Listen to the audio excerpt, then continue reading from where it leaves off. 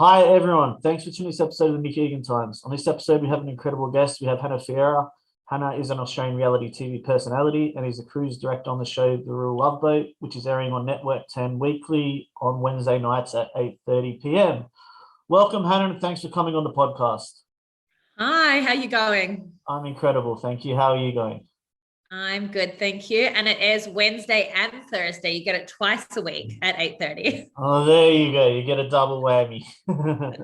You got married earlier in the year. Congratulations. Thank you.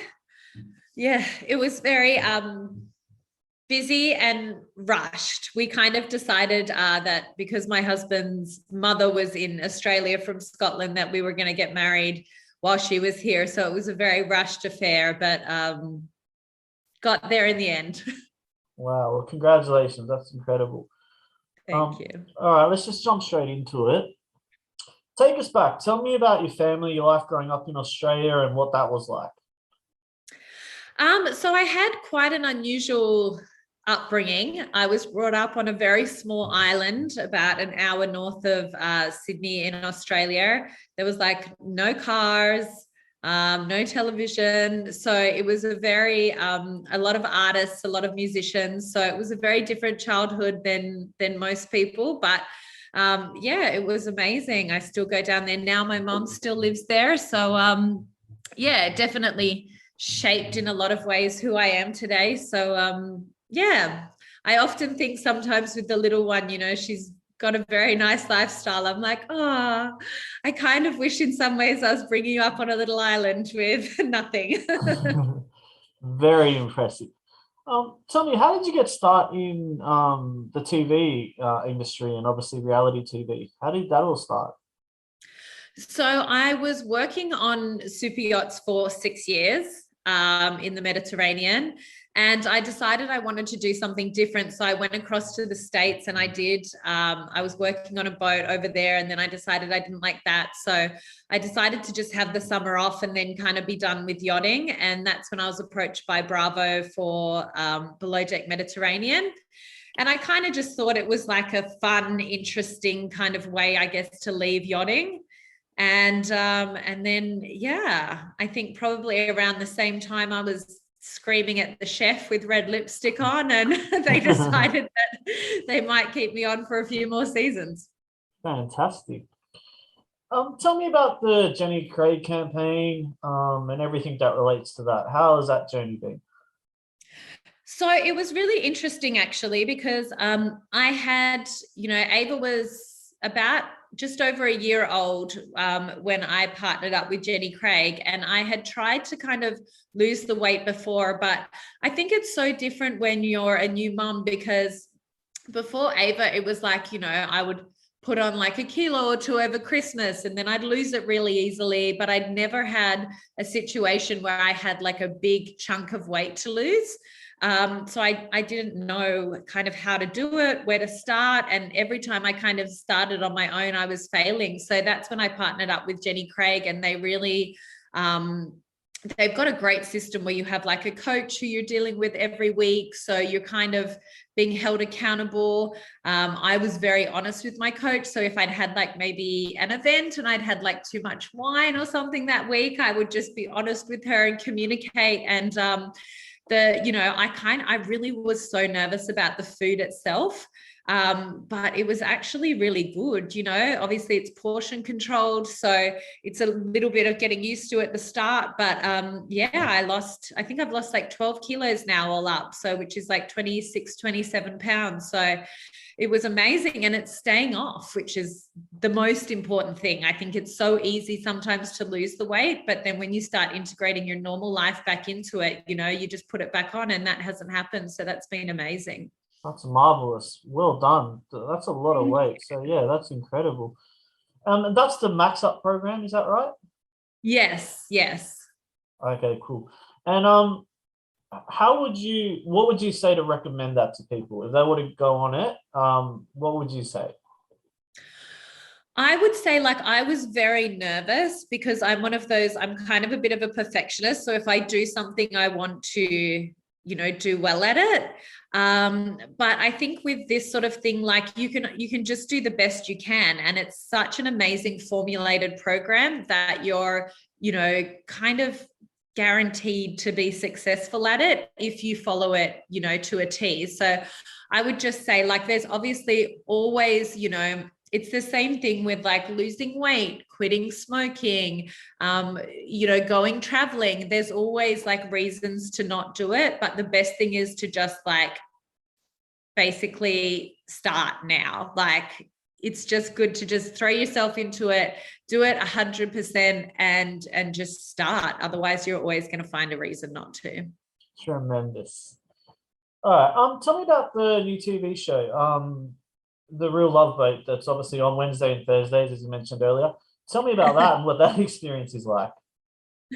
So it was fantastic. Obviously, I did Below Deck Mediterranean for 5 years. And I guess I was just waiting for something to kind of come along that made sense to me, that made sense to my family, that made sense to the audience at home. And so when I started chatting with Eureka, who's the production company, about The Real Love Boat, it was just this like amazing marriage that just works. I was back on albeit a lot bigger boat in the Mediterranean, but I kind of play matchmaker with my friends at home. So actually being able to do it for a job was amazing. And the cast is fantastic. I think that a lot of times with shows like The Bachelor and Love Island, it's like you kind of watch it and it's entertaining, but you don't feel like it's like real people. Whereas I feel like they've really cast real people in this show. And I think that's really refreshing. Wow. That's awesome. And what are the highlights on it, and I guess something of the experience that has really resonated with yourself and what you think would resonate with people watching it? So the one thing that I really enjoyed, especially watching the first few episodes, is that they have kept it real. So I feel like, The Bachelor, for example, is just such a well-polished show. It's very well oiled. We've done it a million times, so they know exactly what they're doing. But because this was a first season, it was a lot of fun to make because it was complete kind of mayhem and hectic, but I really enjoy that kind of side of things.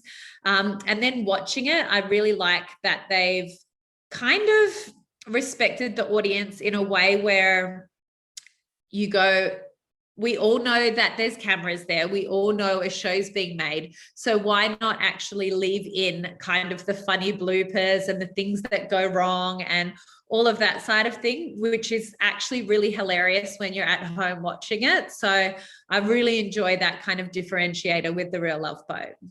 Extraordinary. Thank you for sharing that. Tell me, what inspires Hannah daily? What motivates you? So it's definitely changed a lot in the past few years. I always, beforehand, before my daughter, I was always saving. So I've been saving for about 10, 12 years because I always knew I wanted to buy a house in Sydney. And I don't know if you know anything about the Sydney property market, but that's a very difficult thing to do. Right. I think it's like the second or third most expensive city in the world. So it was always money and travel before. And if I could do the two things at the same time, then that was me happy. So that's kind of, my aim to like stay in yachting and to stay doing Below Deck Mediterranean was those two things. But now it's definitely changed. It's just all about my daughter now. So she's turning 2 later this month. She's an absolute menace. But like my whole life now is just based around, her, making her happy and just enjoying the time that I have with her, because it does, everyone kind of was on my socials when I first had her going like, it goes so quick. I'm like, oh my God, I feel like, those first 6 weeks lasted like 6 months, but then it does start going really quickly and you've got to just kind of love and appreciate every moment and really be present, because I feel like, especially in today's day and age, it's like so tempting, especially when you do like a job like mine with social media and stuff. It's very tempting to be, kind of sitting there on your phone scrolling the whole time. But I have kind of times where, like, on a Sunday afternoon, I'll set her up with the paddling pool and the sprinkler, and I put music on, and then I just leave my phone inside so that I'm just present with her. And I think that's probably the most important thing at the moment, especially with how old she is. Awesome. If there was, I guess, one takeout or one point that you could look back prior to having Ava, is it Ava? It's Ava? Yes. Oh, there you go. How would you I guess describe it in one point that's changed you as a person, having Ava? I guess if I'm completely honest, I've always been about looking after myself, protecting myself, setting myself up for my future, and always, I feel like there's nothing wrong. And I feel like not too many people like to say it, but I've always put myself first, whether I'm in a relationship or anything like that, because I do, feel like you need to take care of yourself before you can kind of take care of others.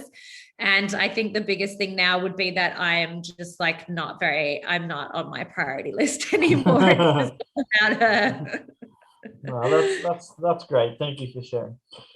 You've got your own podcast, Dear Reality, You're Effed. Talk to me about that and what inspired you to create your own podcast. So I think what inspired me to create the podcast was I just have this, the Bravo universe it's almost like cult-like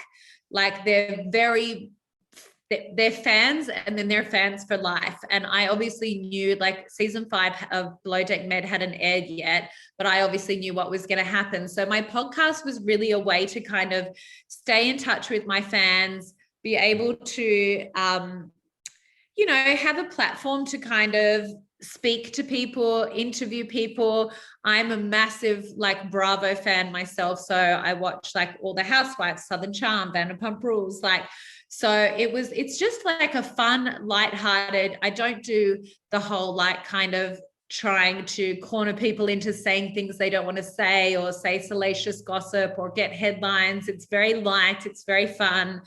I'm actually recording the first episode of season 3 after this, and we've got a completely new format because I did some kind of research, I guess, through socials about what people wanted from season 3 of the podcast.